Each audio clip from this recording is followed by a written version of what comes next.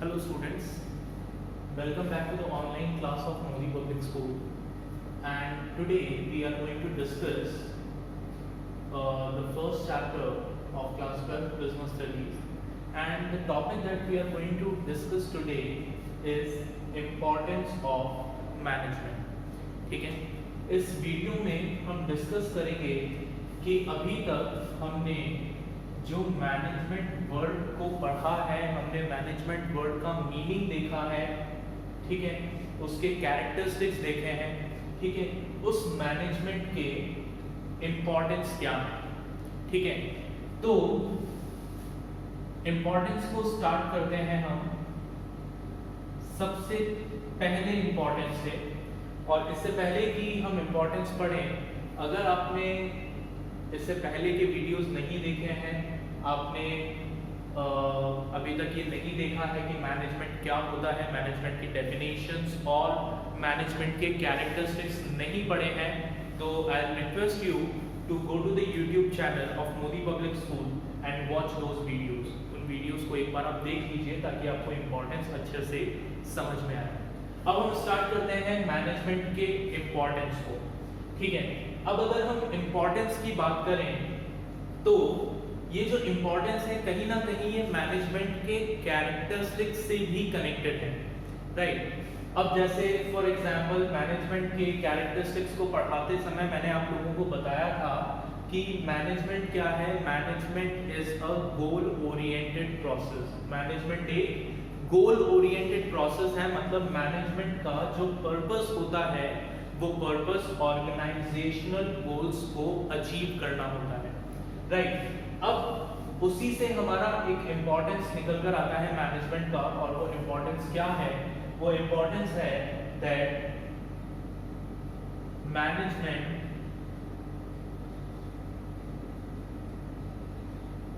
Helps in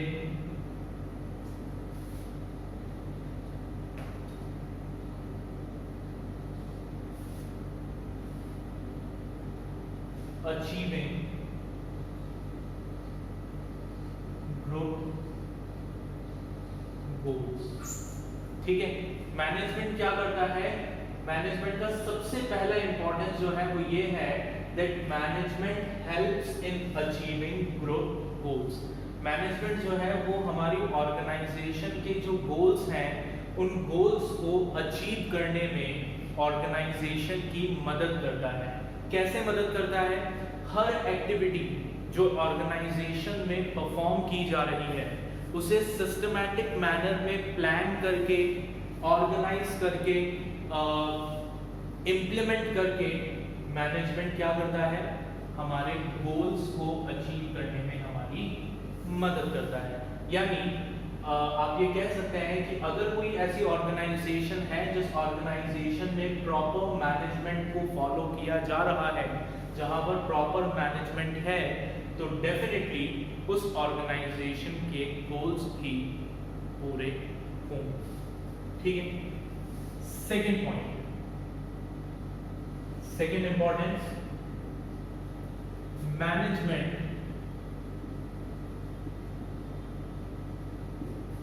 increases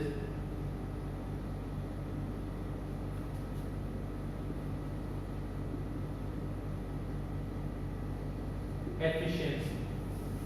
management क्या करता है? ऑर्गेनाइजेशन में वर्कर्स की एफिशिएंसी को इंक्रीज करता है, ठीक है। एफिशिएंसी किसकी एफिशिएंसी? वर्कर्स की एफिशिएंसी को इंक्रीज करता है, ठीक है। और एफिशिएंसी का मतलब मैंने आपको क्या बताया था? याद करिए थोड़ा सा फर्स्ट लेक्चर को।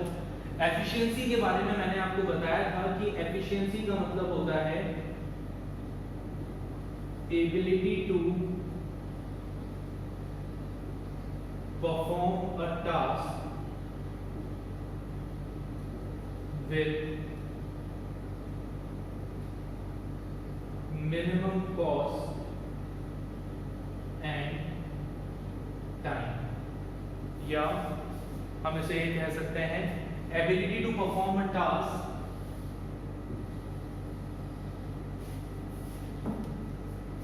using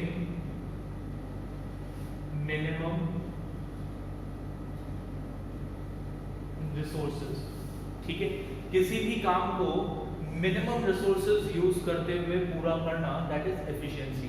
तो मैनेजमेंट क्या करता है? मैनेजमेंट एफिशिएंसी को इंक्रीज करता है। अब आप पूछेंगे कि सर मैनेजमेंट एफिशिएंसी को कैसे इंक्रीज करता है? तो देखिए मैनेजमेंट क्या करता है,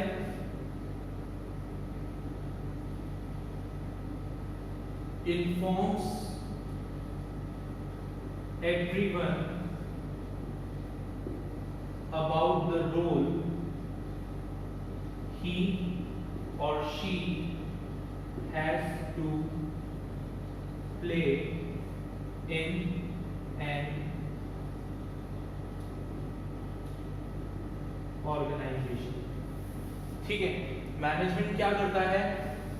मैनेजमेंट क्या करता है? ऑर्गेनाइजेशन में काम करने वाले हर इंसान को, हर पर्सन को ये बताता है कि उसका रोल क्या है, उसे क्या परफॉर्म करना है, उसे क्या करना है। ठीक है, तो जब हर पर्सन को अपना रोल क्लियरली पता होगा तो ऑब्वियसली वो उस काम को क्या करेगा? एफिशिएंटली परफॉर्म कर पाएगा। जैसे for example in this school I am a teacher, school में मैं एक टीचर हूँ, राइट? तो मेरा रोल क्या है? My role is confined to teaching. मेरा रोल कहाँ तक रेस्ट्रिक्टेड है? टीचिंग तक। Administrative part doesn't come under my role. ठीक है, वो मेरे रोल के अंडर नहीं आता है। तो मुझे पता है, मुझे क्लियर है कि मेरा रोल क्या है, that I am a teacher and I am supposed to teach. ठीक है, मेरा काम क्या है? मेरा काम है पढ़ाना, राइट? तो जब मुझे अपना रोल क्लियरली पता है तो मैं अपने रोल को क्या कर पाऊंगा? एफिशिएंटली परफॉर्म कर पाऊंगा, राइट? बहुत सारी ऑर्गेनाइजेशंस ऐसी होती हैं जहां पर because of lack of proper management workers को ये पता ही नहीं होता कि उनका रोल क्या है, उन्हें क्या करना है, एंड बिकॉज ऑफ दैट वो किसी भी काम को एफिशिएंटली परफॉर्म नहीं कर पाते हैं। तो मैनेजमेंट का दूसरा इंपॉर्टेंस क्या हुआ? मैनेजमेंट का दूसरा इंपॉर्टेंस हुआ कि मैनेजमेंट जो है वो हमारी एफिशिएंसी को, ऑर्गेनाइजेशन में काम करने वाले वर्कर्स की एफिशिएंसी को इंक्रीज करता है। क्लियर? चलिए अब आते हैं थर्ड पॉइंट पर। ठीक है, थर्ड पॉइंट क्या है? मैनेजमेंट creates a dynamic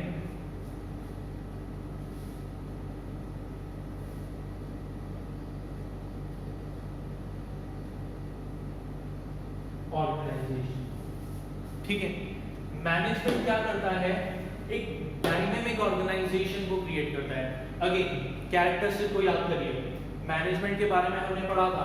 देखो क्या क्या पढ़ा था मैनेजमेंट के बारे में? मैनेजमेंट के बारे में पढ़ा था हमने गोल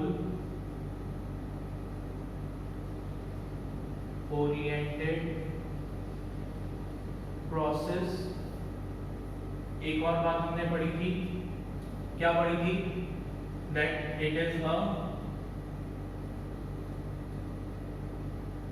डायनेमिक फंक्शन। ठीक, कैरेक्टरिस्टिक्स देख रहे हैं। ठीक है, मैनेजमेंट क्या है? एक डायनेमिक फंक्शन है। डायनेमिक फंक्शन मतलब which keeps on changing according to situations. ठीक है, मैनेजमेंट क्या है? मैनेजमेंट एक ऐसा फंक्शन है जो सिचुएशंस के अकॉर्डिंग, मार्केट सिनेरियो के अकॉर्डिंग, हमारे बिजनेस एनवायरनमेंट के अकॉर्डिंग बदलता रहता है, चेंज होता रहता है, राइट? तो अब जब मैनेजमेंट खुद एक डायनेमिक फंक्शन है तो वो क्या करता है? वो आपकी ऑर्गेनाइजेशन को भी कैसा बना देता है? डायनेमिक बना देता है। डायनेमिक बनाने का मतलब क्या है? मैनेजमेंट आपकी ऑर्गेनाइजेशन को ये एबिलिटी प्रोवाइड करता है कि according to the changing situations, according to business environment, वो ऑर्गेनाइजेशन अपने आप को चेंज कर सके, अपने आप को एनहांस कर सके, अपने आप को अपग्रेड कर सके, राइट? तो that is the third importance of management, that management creates a dynamic organisation.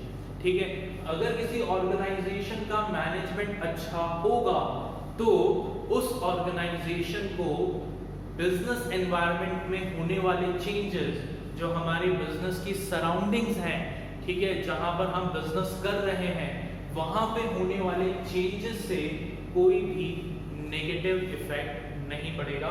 वो ऑर्गेनाइजेशन अपने आप को उन चेंजेस के अकॉर्डिंग अपडेट कर लेगी, एनहांस कर लेगी, ठीक है।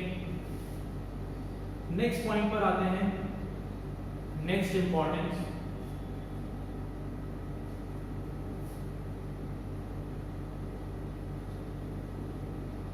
मैनेजमेंट हेल्प्स इन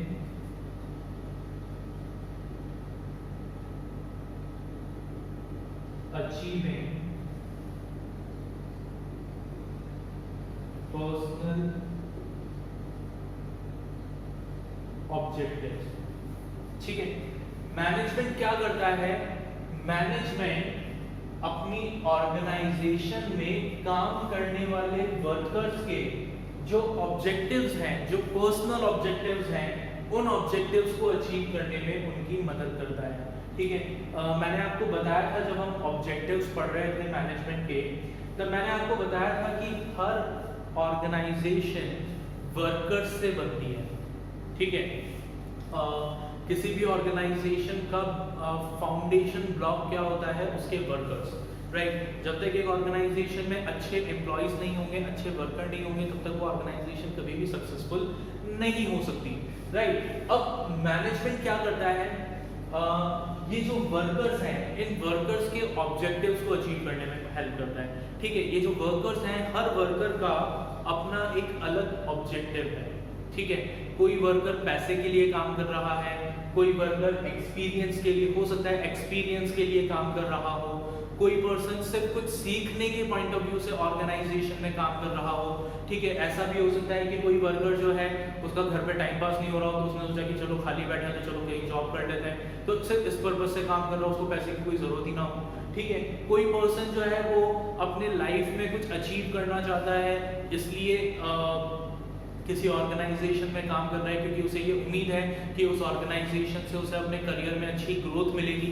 तो हर वर्कर के ऑब्जेक्टिव्स जो हैं काम करने के, वो अलग अलग होते हैं। हर वर्कर का ऑर्गेनाइजेशन में काम करने का पर्पस अलग होता है, राइट। और मैनेजमेंट क्या करता है? इन सभी वर्कर्स के ऑब्जेक्टिव्स को, पर्सनल ऑब्जेक्टिव्स को आइडेंटिफाई करके उन ऑब्जेक्टिव्स को अचीव करने में उनकी हेल्प करता है, राइट। नेक्स्ट पॉइंट, ये हमारे इंपॉर्टेंस का लास्ट पॉइंट है, and it is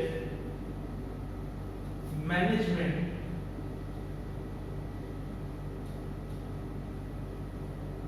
helps in the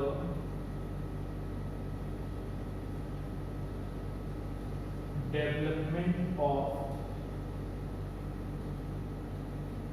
society,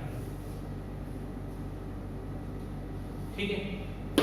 management क्या करता है? सोसाइटी के डेवलपमेंट में हेल्प करता है, ठीक है। मैंने आप लोगों को बताया था लास्ट क्लास में, राइट, जब हम ऑब्जेक्टिव्स पढ़ रहे थे कि मैनेजमेंट जो है, मैनेजमेंट के कुछ सोशल ऑब्जेक्टिव्स भी होते हैं, राइट। बिजनेस की ये एक मॉरल ऑब्लिगेशन है कि जिस सोसाइटी में रहते हुए बिजनेस काम कर रहा है, उस सोसाइटी के वेलफेयर के लिए वो कुछ करे। तो मैनेजमेंट, जब किसी ऑर्गेनाइजेशन में प्रॉपर मैनेजमेंट होगा, तो वो मैनेजमेंट क्या करता है? सोसाइटी के डेवलपमेंट में हेल्प करता है, सोसाइटी के अपलिफ्टमेंट के लिए काम करता है, ठीक है। ऐसे कई सारी ऑर्गेनाइजेशंस हैं जिन ऑर्गेनाइजेशंस का मैनेजमेंट गरीब बच्चों को free of cost education provide करता है। ऐसी कई सारी ऑर्गेनाइजेशंस का है जिनका मैनेजमेंट जो है उन्होंने चैरिटेबल ट्रस्ट ओपन किए हुए हैं। जैसे इसका सबसे कॉमन सा एग्जाम्पल अगर आप देखें तो वो एग्जाम्पल है टाटा इंडस्ट्रीज का, ठीक है।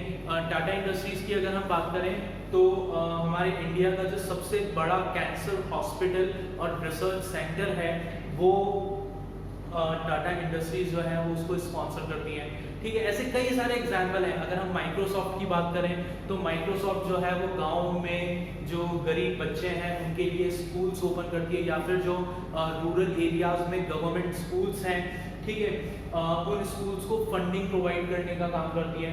और अगर आपको और ज़्यादा इजी एग्जाम्पल देखना है तो आई एम श्योर आप लोग को अपनी लाइफ में कभी ना कभी आपने क्लासमेट का रजिस्टर यूज़ किया होगा, ठीक है। उस क्लासमेट की रजिस्टर को अगर आप टर्न करके देखेंगे तो वो क्लासमेट रजिस्टर बनाती है आईटीसी कंपनी, ठीक है। अब जब आप उसको टर्न करके देखेंगे तो वहाँ पर पीछे जो है वहाँ पर लिखा हुआ है that for every classmate register you purchase ITC contributes rupees 0.25 to its rural development initiative. मतलब आप जो भी क्लासमेट रजिस्टर परचेज कर रहे हैं उसका 0.25% यानी 0.25 रुपीज़ यानी 25 पैसे हर रजिस्टर के परचेज पर ITC क्या करती है, अपने रूरल डेवलपमेंट इनिशिएटिव में लगाती है, ठीक है। गांव को डेवलप करने में लगाती है, गांव के बच्चों की एजुकेशन पे खर्च करती है। तो ये सब क्या है, मैनेजमेंट यहाँ पर क्या कर रहा है, management is trying to develop the society, society का डेवलपमेंट करने की कोशिश कर रहा है। तो that is again a advantage और importance of management, that management helps in the development of society. Management जो है वो हमारी सोसाइटी के डेवलपमेंट, हमारी सोसाइटी के अपलिफ्टमेंट में हेल्प करते हैं, राइट। तो इसे एक बार आप देखिए, फिर हम हमारा अगला टॉपिक स्टार्ट करते हैं जो होगा नेचर ऑफ मैनेजमेंट।